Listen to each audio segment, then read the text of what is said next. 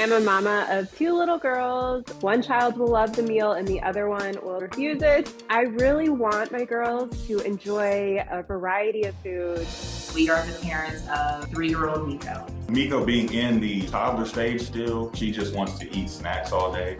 I hope as time goes by, Miko is more available to different options.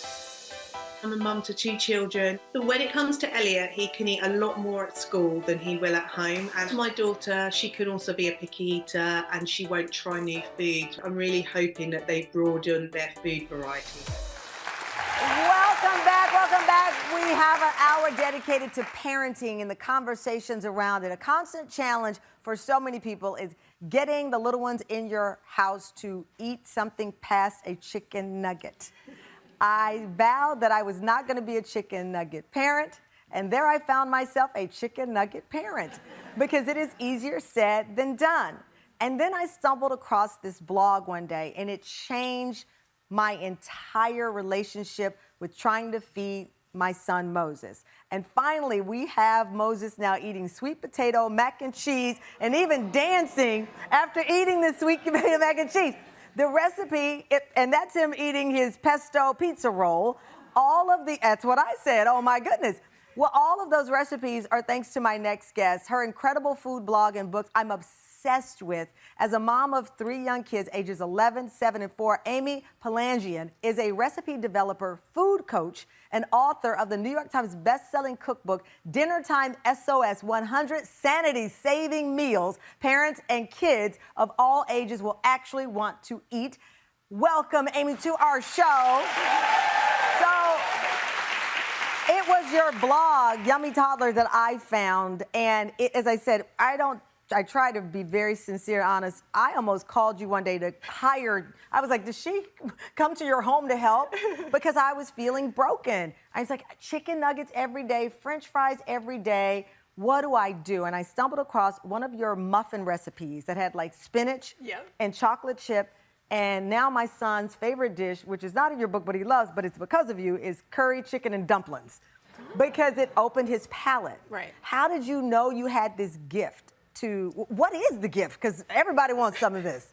I think it's really knowing that the goal is not to get the kids to eat specific foods, is to create an environment where they feel comfortable and safe enough to try things and to just be together. So like, it's taking the pressure off. So a couple of things that you did that changed things for me. Food division. Explain that. So there's a concept called the division of responsibility, where it's from an expert named Ellen Satter. It delineates the jobs. So the parents are responsible for what the food is, where it's served, and when it's served. So those are like the boundaries. And then once you get there, the kid has freedom to decide what food to put on their plate and what to eat. So they're in charge of their hunger and their appetite. You are in charge of like making it happen. So you make the choices, right? And then they eat from the choices in front, right? You also say you don't pressure kids to eat. You make them a part of the process. Right. We all have our own personal food preferences. You pressure a kid to eat a food, the chances of them liking that and eating it on their own when they're older are very low. So you actually don't want to do that. And we can get nutrients from a range of foods. Yeah. You want them to be able to be confident in eating and foods. Trying things. Yeah. Because that's a lot of what you do. You introduce kids without hiding a lot of the food and vegetables into trying. This recipe you have with us, it's a cheeseburger bowl. You do a lot of deconstructed things. I do, because I have 3 kids. Yeah. They do not like the same foods, and I do not like the same foods as them. And so but you can't cook 17 meals a night. Exactly. So if you can put the components of a meal on the table and then let everyone decide for themselves what actually goes on their plate, you can do it. All right, so you've got your... So I'm just gonna put some oil in here, and then... And you do very sophisticated things. As I said, the sweet potato mac and cheese recipe, which is in Amy's new book. By the way, I was like, this is not gonna go over well. He actually danced after eating sweet potato mac and cheese. How do you come up with the combinations? It's sort of trial and error. I mean, in my family, if I start with pasta, that's usually like a good base, and then I can experiment with the sauces. Yeah. You do a lot of, while we're making the cheeseburger bowl, you do a lot of muffins. Yes. Which, when I started doing Amy's recipes and sending muffins to the school, they thought I had like some sweet candy muffins. But your muffins are delicious, healthy, and they're well-rounded. Yeah, I try really hard to make the ingredients the flavors that we're getting so that they don't just taste sweet. So I have muffins that use yogurt, and then what happens in the end is that they're really moist. Yes. And then you can add fruit and you can add other things. But like, I want us to always sort of know what we're eating. Okay. So I just added the spices into this bowl. By the way, the QR code for Amy's cheeseburger bowl, you can scan it. It's also on our website. So you season up your ground meat. Yep, I put some garlic powder, onion powder, oregano, and some salt in here. And you're just gonna cook it until it's browned all the way through, which we've got right here. Yes. And you also like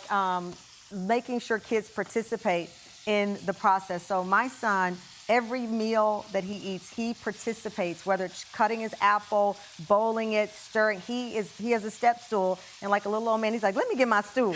And he stands next to us, and he helps to prepare, because if they see it, they're likely to eat it. Right, and even if they don't eat it, you're giving him those interactions with food in a safe way that are gonna build his confidence for the future. So it's important to remember that all of those experiences matter, and it's not just what he puts in his mouth. Okay. All right, so we've got the bowl here. So this is for our sauce. So if I was making this with my kids, I'm gonna use a big bowl because they're gonna be messy. Okay. So this just gives them more space. If I'm doing it myself, I'm just gonna use the regular size bowl. So we're just gonna make a quick sauce that's mayonnaise, ketchup, and pickle juice, which I know sounds a little odd. Sounds like heaven to me. It's what I put on my burgers. So this is what you want your burger to taste like. So we're just gonna stir that together. And how do you know, in studying a child's palate, you have a concept that they have sophisticated palates. Well, I think what happens is parents a lot of the time forget to taste the food they make for their kids, especially if they're making separate meals. Right. I did that for a long time. I never tasted what he was eating because I didn't put anything in it. It's like rule number one, make sure it tastes good to you. Yeah. All right, let's put this together here. So you would have this all out, and each child would put what they want on there? Yes. Okay. So when my first daughter went to daycare, I watched them give all of the kids lunch, and they let the kids serve themselves starting at 2 years old. And I just saw that the kids were putting food on their plates that they didn't necessarily think that they would. So I started doing that at home, and it's just when you start to hand over a little bit of the control to the kids, like they will try things. Or so, they at least will have fun, like which interacting we see. with the So food. you also say use tongs and let the kids put everything. So rather than walking over to the dinner table as the parent and saying, "Here's your dinner," they sit there and they put it on their plate themselves, and they're more likely to eat it. My son wasn't eating shredded cheese. One day he just had a bag in front of him. We were putting together whatever little pizza recipe from your book, and then he started eating the cheese out of the bag. And I was like, let me not make a big deal of this. Don't react. Don't react. Like, don't react. Don't react. The recipes in your book are great for the entire family. This might be the plain bowl for one of the kids in the family, but if you're like me and like hot sauce, then you would drizzle your hot sauce on. Everybody's eating the same thing, and mom or dad who prepared the meal is not stressed out. Right. Congratulations. I'm a fan. I am in the family. Trust me on that one. Amy's book, Dinner Time SOS, is out now. Go check it out. Amy, thank you so much.